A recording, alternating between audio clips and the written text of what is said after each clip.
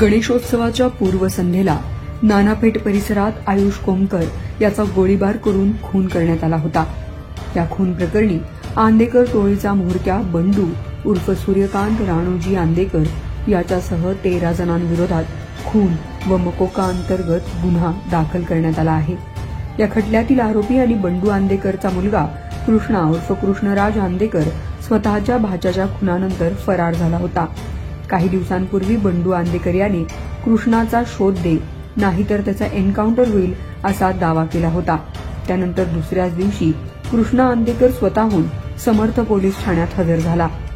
नानापेठ परिसरातील आयुष कोमकर खून प्रकरणात महत्वाचा दुवा मानल्या जाणाऱ्या कृष्णा आंदेकरने मारेकऱ्यांना पिस्तूल पुरवल्याचे पोलीस तपासात समोर आले आहे।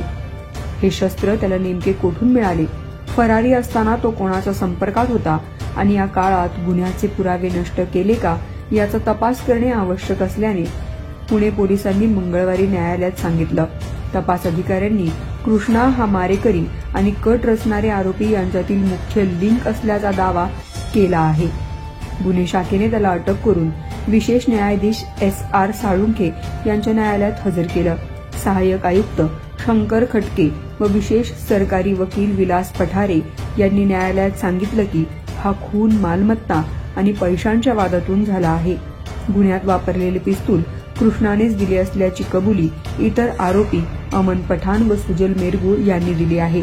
त्यामुळे पिस्तूल कुठून आणले, फरारी असताना तो कोणाच्या संपर्कात होता तसेच त्याची स्थावर जंगम मालमत्ता तपासणे आवश्यक आहे।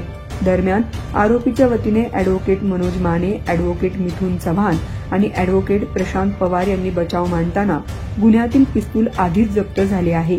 आरोपी स्वतःहून हजर झाला असून तपासात सहकार्य करत आहे, त्यामुळे पोलीस कोठडीची आवश्यकता नाही असा युक्तिवाद केला। सरकार व बचाव पक्षाचे म्हणणे ऐकल्यानंतर न्यायालयाने कृष्णा आंदेकरला 18 सप्टेंबरपर्यंत पोलीस कोठडी सुनावली आहे। त्यामुळे या खटल्यातील सर्व आरोपी पोलीस कोठडीत असून तपास अधिकाऱ्यांना वैयक्तिक तसेच सामूहिक चौकशीची संधी मिळणार आहे। कृष्णा आंदेकरकडे त्याचा मोबाईल मागितला असता त्याने तो फोडून फेकून दिला असल्याचं सांगितलं। तसेच मकोका कायद्यानुसार कारवाईची नोटीसही द्यायला नकार दिल्याची कबुली आरोपींनी न्यायालयात दिली आहे।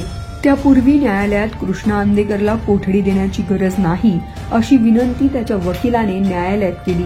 तर कृष्णा आंदेकरची कोठडी किती गरजेची आहे याबाबत सरकारी वकिलांनी युक्तिवाद केला। कृष्णा आंदेकर याच्याकडे शस्त्र आहे, ते जप्त करायचे आहे। त्याने आयुष कोमकरच्या हत्येचा प्लॅन कुठे रचला तेही शोधायचं आहे। अमन पठाणला कृष्णाने शस्त्र पुरवले होते असे सरकारी वकिलांनी सांगितलं। तर या प्रकरणाचा तपास करायचा आहे। रोज तपासात नव्या गोष्टी समोर येत आहेत। आम्हाला तपासासाठी अजून वेळ हवा आहे। या प्रकरणात एकूण 13 आरोपी आहेत। यात कृष्णा आंदेकर हा मुख्य आरोपी आहे। त्यानेच शस्त्र पुरवले होते। हा आरोपी इतर आरोपींच्या संपर्कात होता। कृष्णाने जे शस्त्र पुरवले आहेत ते कुठून आणले याचा शोध घ्यायचा आहे। इतर आरोपी आणि कृष्णा एकत्र होते, फरार झाल्यानंतर ते कुठे होते याचाही तपास करायचा आहे। या सर्व आरोपींचा आर्थिक दृष्टीनेही तपास करायचा आहे। हे सगळे आरोपी एकमेकांशी कनेक्टेड आहेत आणि त्यांच्यातील दुवा हा कृष्णा आंदेकर आहे असे तपास अधिकाऱ्यांनी न्यायालयापुढे सांगितले। तर आरोपी कृष्णा आंदेकरने वकिलामार्फत आम्ही स्वतः पोलीस ठाण्यात हजर झालो आहोत। मी सकाळी 10 वाजता कोर्टात हजर झालो आहे। मला कोठडीची आवश्यकता नाही। बाकी सगळे आरोपी कोठडीत आहेत। या प्रकरणात माझे नाव आल्याचे समजताच मी स्वतः हजर झालो। यांनी सगळा तपास केला आहे, त्यामुळे मला कोठडीची आवश्यकता नाही असे न्यायालयापुढे सांगितले। दरम्यान नानापेठेत 5 सप्टेंबर रोजी झालेल्या आयुष कोमकर हत्याकांडात पुणे पोलिसांनी मोठी कारवाई करत आतापर्यंत 13 जणांना बेड्या ठोकल्या आहेत। अटकेत असलेल्या आरोपींमध्ये आंदेकर टोळीचा प्रमुख सूर्यकांत उर्फ बंडू आंदेकर याच्यासह त्याच्या कुटुंबातील सदस्य आणि थेट गोळीबार करणारे आरोपी यांचा समावेश आहे। पोलिसांनी ही कारवाई बुलढाणा आणि गुजरातमध्ये केली। गुन्हे शाखेने अटक केलेले शिवराज, शुभम, अभिषेक आणि लक्ष्मी आंदेकर यांना सोमवारी न्यायालयात हजर करण्यात आलं। गुजरातमध्ये धडक कारवाई करून पकडलेल्या या चौघांना न्यायालयाने 18 सप्टेंबरपर्यंत पोलीस कोठडी सुनावली आहे।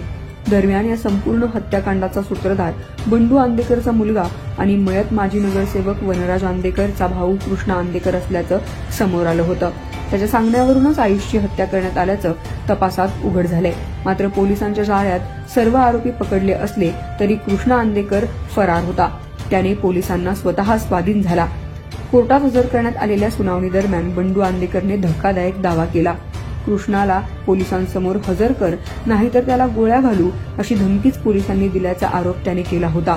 मात्र यानंतर लगेचच दुसऱ्या दिवशी कृष्णा आंदेकर स्वतः समर्थ पोलीस ठाण्यात हजर झाला. त्यामुळे आता या प्रकरणात पुढे काय खुलासे होतात हे पाहणं महत्त्वाचं ठरणार आहे. शगुफ्ता शेख, लोकमत.com, पुणे.